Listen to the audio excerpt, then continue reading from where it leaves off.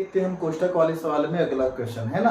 हमारे पास एक क्वेश्चन है 4a प्लस बड़ा कोष्टक यहाँ पे है 2a माइनस फिर मंझला कोष्टक 3b प्लस छोटा कोष्टक 3a माइनस 2b है ना। छोटा कोष्टक बंद, मंझला कोष्टक बंद, फिर यहाँ पे बड़ा कोष्टक बंद है ना।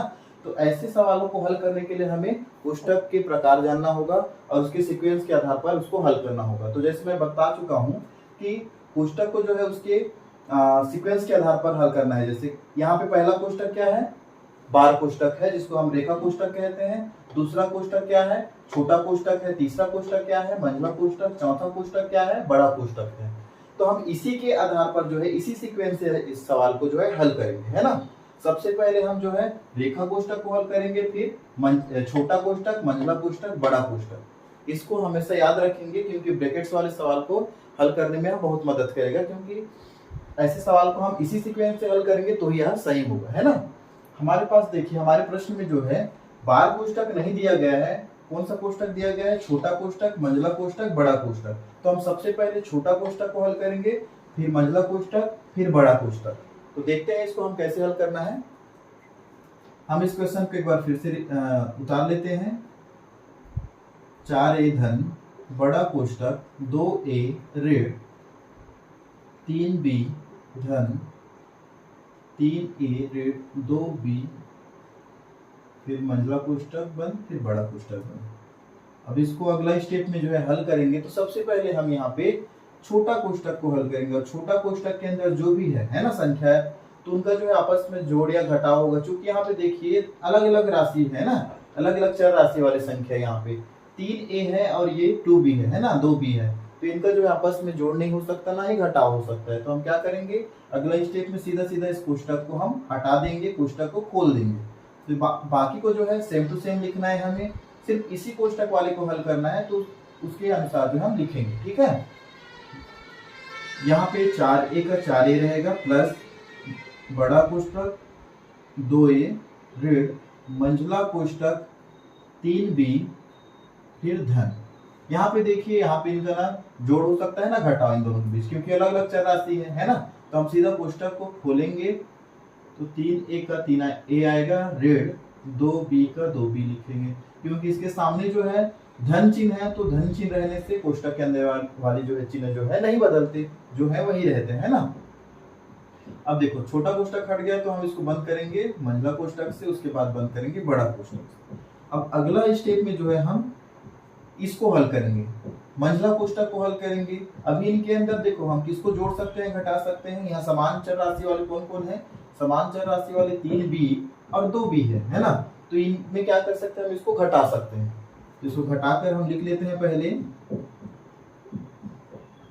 2a ऋण मंझला कोष्टक 3b में हम 2b घटाते हैं तो कितना बचेगा, 1b बचेगा। तो हम इसको 1b लिखते हैं, फिर धन 3b का 3b लिखते हैं है ना। उसके बाद देखिए अब इसको हम सीधा सीधा इसको भी हम ऐड नहीं कर सकते हैं। तो क्या करेंगे, अगला स्टेप में इस कोष्टक को खोल देंगे है ना। 4a धन 2a ऋण। अब चूंकि यहाँ देखो कोष्टक के बाहर जो है प्लस का चिन्ह था, तो प्लस का चिन्ह रहने से कोष्टक के अंदर वाले चिन्ह नहीं बदलते हैं, क्योंकि इनका गुणा होने से इनमें जो है इनके चिन्ह जो है परिवर्तित नहीं होते हैं।